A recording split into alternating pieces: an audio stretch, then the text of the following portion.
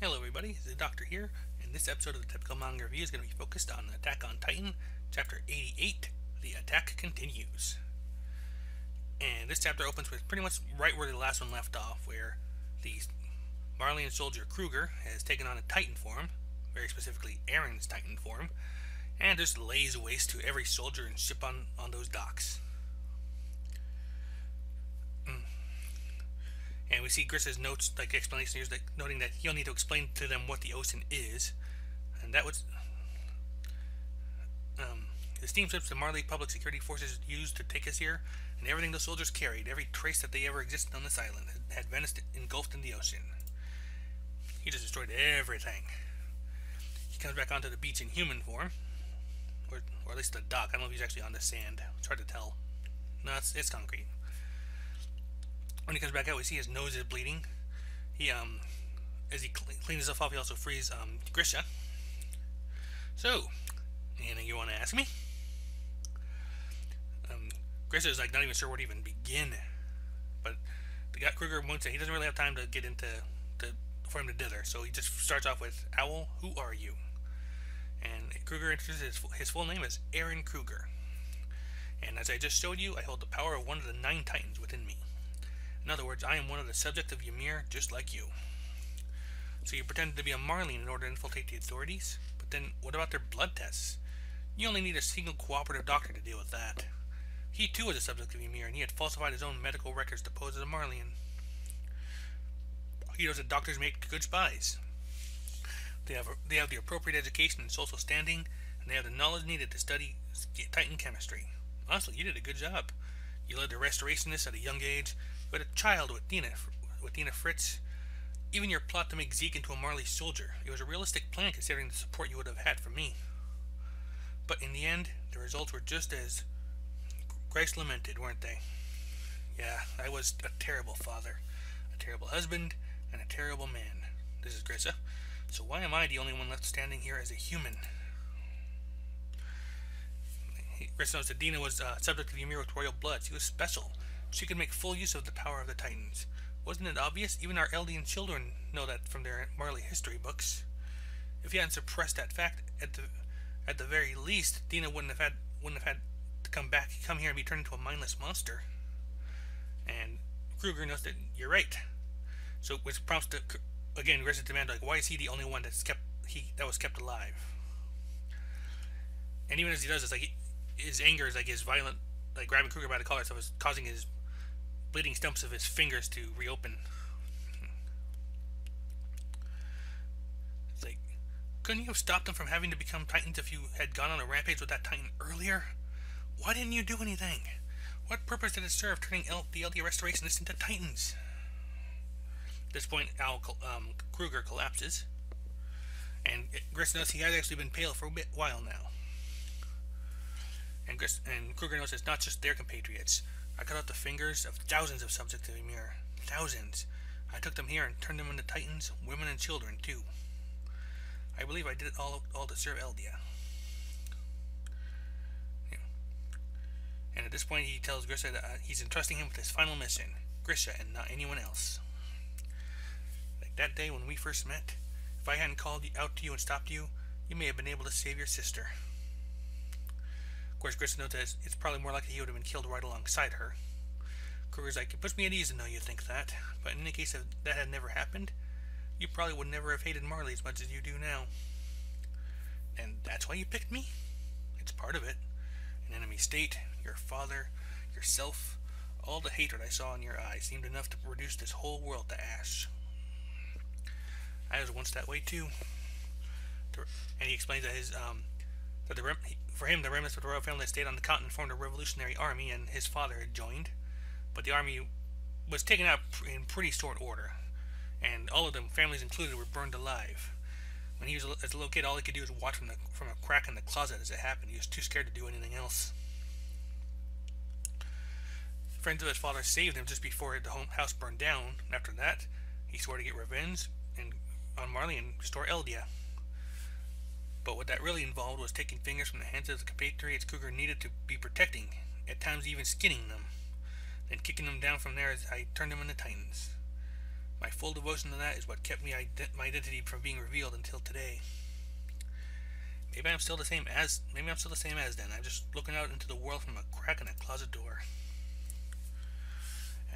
So Chris considers this and asks what the mission is that he's being left with. Enter into the walls and take back the founding titan. Using the power of the founding titan, you'll inherit from me. And Grissa wonders about this, but because he knows what that means, that he's going to turn into a titan and eat Kruger. But Kruger explains that it's impossible to reach the wall without the power of the titans, and do the same to take the power of the founding titan away from its owner.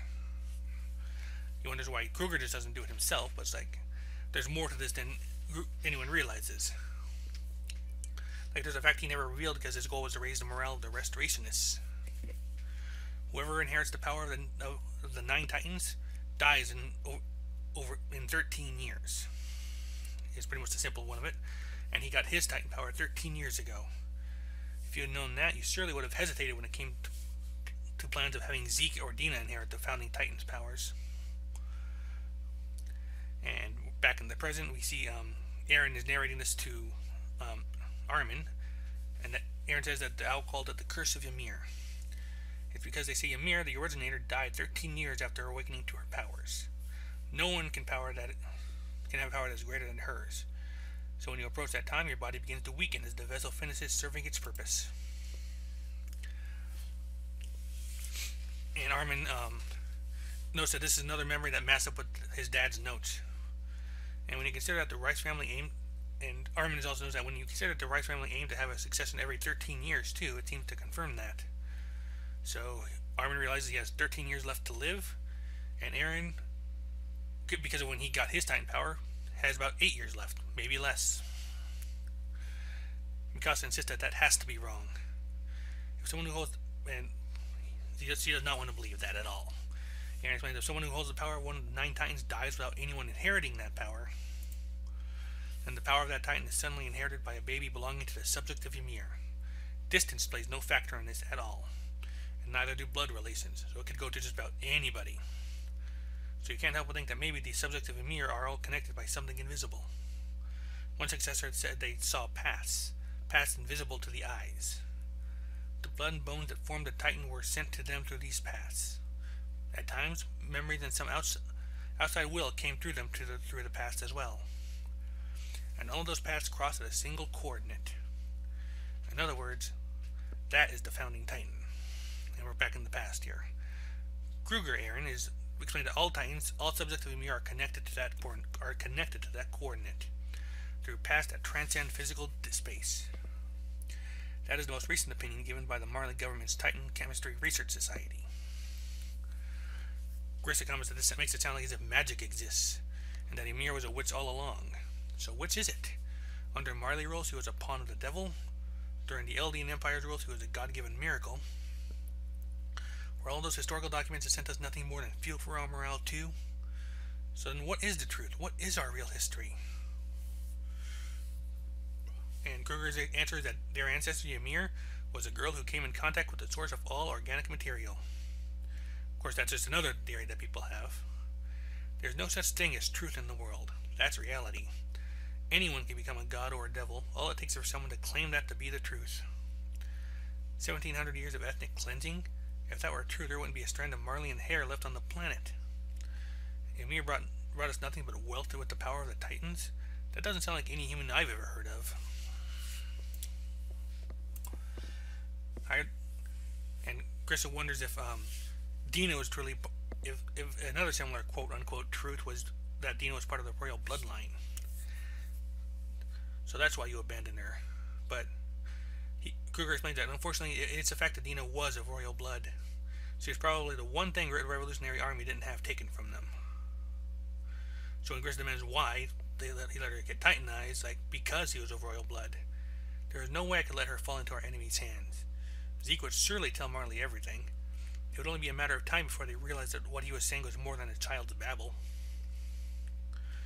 Like, would it have been better for her to be forced to spend the rest of her life bearing children for an enemy nation until the day she died? Honestly, being turned into a man-eating monster might be preferable to that. Not that I asked. But seeing her in those last moments, I made the right choice. At least I think I did. Still, it's entirely because I wasn't strong enough that I wasn't able to save our brothers or other brothers and sisters. Only one person can reach the wall from here. The one with the power of the titans within them. I did my job. Now you do yours. Grayson wonders if he's even fit for the job anymore. Like, didn't I just destroy the LDS Assassinists, an organization you created? And it's like, he looks down at the man that got killed earlier, like the man who delighted in feeding my sister to dogs was just eaten alive by a titan. There's no better revenge that I could have gotten than this. You asked me if I found it fun? No, I didn't. I couldn't bear to hear the repulsive screams he made as he died an agonizing death. I felt the same way when you were crushing your own men in your hands. I was just frightened. I haven't changed at all. Losing my brothers and sisters, losing my wife and son, the pain of having my fingers cut off. If I knew this was the price to pay for freedom, I would never have paid it. I'm sorry, but you made a terrible miscalculation. I apologize. I can't hate anything anymore. At this point, Kruger explains that Grissa's father was a smart man. Yes, your father, the man who smiled and nodded at the authorities even though they barely lifted a finger when his own daughter was killed. He was thinking of how not to lose any more of his family. He was desperate to make sure you stayed off the wrong path. But not only did his son not learn a thing from him, he even shipped his own wife and son straight to hell. Grayson wants to know what he's trying to say, but Kruger just tells him to stand. Fight. Didn't I tell you, Grissa Yeager, I'm short on time. There's still information I haven't told you yet. You're supposed to lead with that. You need to make a vow to me first. That you will fight again to restore LDS freedom and dignity. That you will put your life on the line for it. If you'll fight, then stand. But Grissa can't make himself do it, so Kruger has one last thing for him. Like, I brought this from your home. It's a photo. It's the family photo. Like, I can't look. No will to look. No will to stand. No will to fight. Do you have no balls either? Have you been castrated by Marley? But Grissa's note is pointless to try and make me recall my hatred. All I have left are my sins. That's enough. The main reason I chose you wasn't because you hated Marley far more than any other. It's because you went past the wall that day. If you had never gone outside together with your sister, you would have inherited your father's clinic, you would have never met Dina, and Zeke would never have been born. Your little sister would have been an adult by now, probably married. Perhaps she would have been a mother. But you went past the wall. We sought freedom, and our brothers and sisters paid the price for it. There's only one way to pay them back. From the day I first kicked my countrymen off from this place, from the day you brought your sister outside the wall, those actions will follow us until they're repaid. Even if we die. Even after we die. You began this story, didn't you? And that speech gets Grissa to stand up. And as we end on the chapter, Kruger explains that each of the 9 Titans has a name. That includes the one you're about to inherit from me. No matter the age, this Titan has always moved ahead, seeking freedom. It has fought on for freedom. Its name is the Attack Titan. Or, if you're going to be using the Japanese, what I'm almost certain is the Japanese phrasing here, the Shingeki no Kyojin. Title drop! And that is where the chapter ends. And boy howdy, do we have a lot to work with here today. First of all, title drop. Like I said, I cannot hold this one against the translators, to be honest, because there is no way they would have seen this coming. Like the whole, like, what would you have done? Called the series Attack Titan or something? That would have just given the whole thing away so early. While the Japanese title, it's just one of those things I guess just got lost in translation, unfortunately. We have the Titan trope page here real quick. Still, makes me wonder now what the true names of the other ones are, because now that I think about it, all the Titans we have are just nicknames given to them by our side. The Colossal Titan, Armored Titan, etc. Even this one, which we always called the Rogue Titan.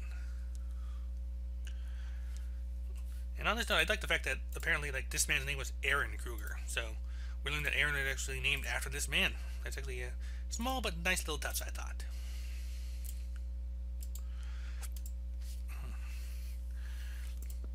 Just kind of like little sidetrack there. So not quite sure what to make of all this, but a lot of this was just exposition and character development. But we do get some interesting stuff on here, like, was Dina truly a member of the royal family? Or did Kruger not even know the difference? That was my first question on that particular point. How much does Zeke actually know about all this now? Like, how much has he revealed, and how much do they know about all this? The Marley side.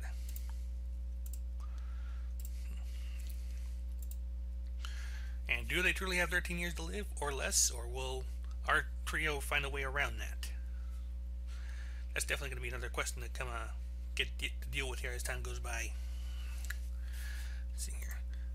Yeah, and if they can't do it, how will Mikasa react? Because she's already in, like, just flat out denial about this. Like, she does not want to hear this at all. And I guess this kind of debunks my original theory, wondering if Ymir we saw was the same Ymir.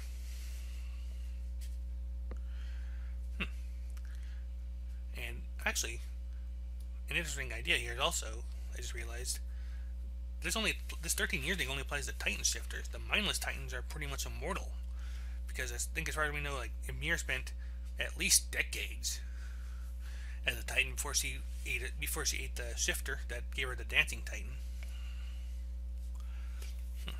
That's interesting. So it's only the Titan shifters that get this limited lifespan, probably because of the whole thing where they say that you can't have a power greater than Ymir's. That was actually weirdly phrased. I think it's a typo in the translation.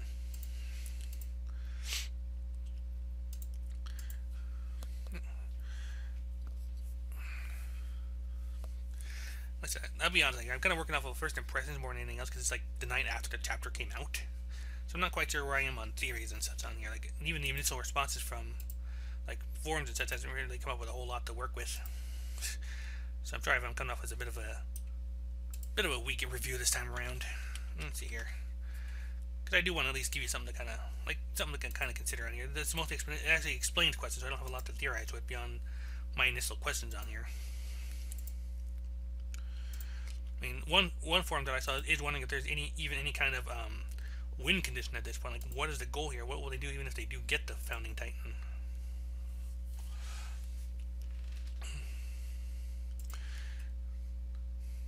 Let's see here.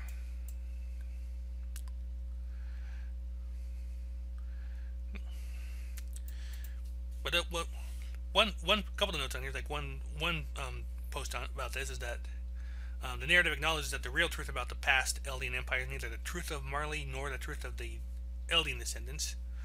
And also how there's the theme of, it's not about revenge, it's about freedom. Despite all the atrocities. It notes that Eren couldn't find the will to control his rogue Titan power by thinking about exterminating the Titans, but he found it by thinking about seeing the ocean during the very first arc.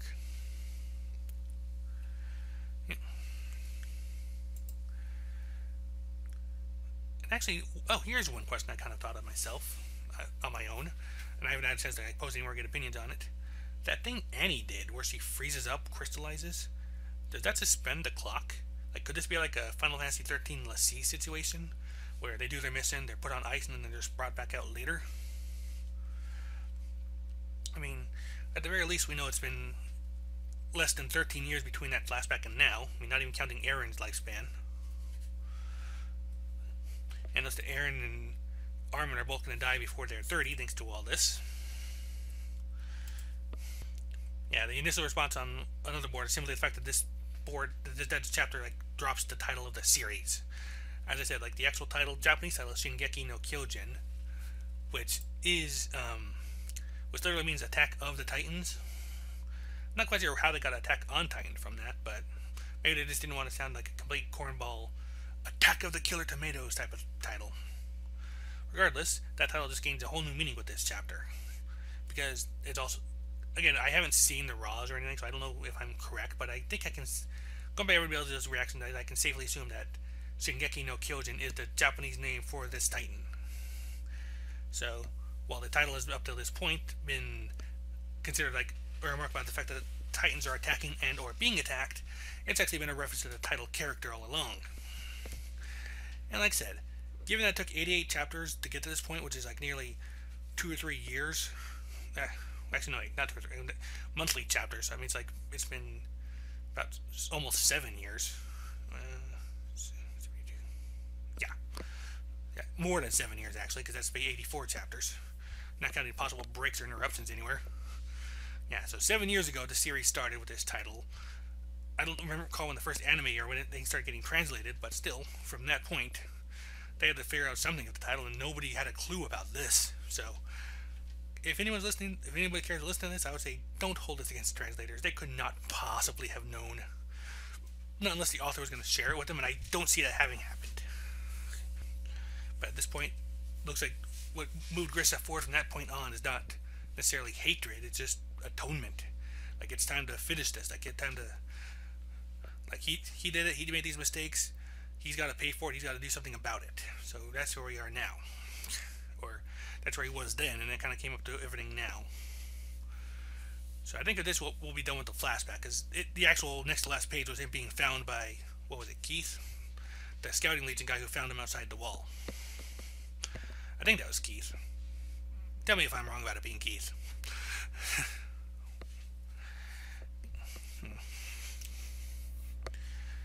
Yeah, I can't really think of anything else to add at this point. Like I said, the only real random theory is like whether or not Annie's crystallizing, if it's not unique to her Titan, what it's like some kind of suspension. Like, well, can they do that to actually suspend the 13-year limit?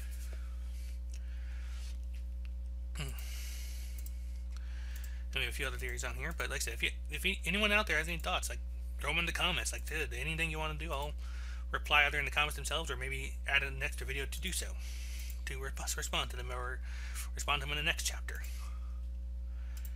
For now, though, I'm going to go ahead and call the review here. That has been Attack on Titan, Chapter 88. The attack continues. Well, next month I assume we'll leave the flashback and kind of start seeing what comes now, but until then, bye-bye.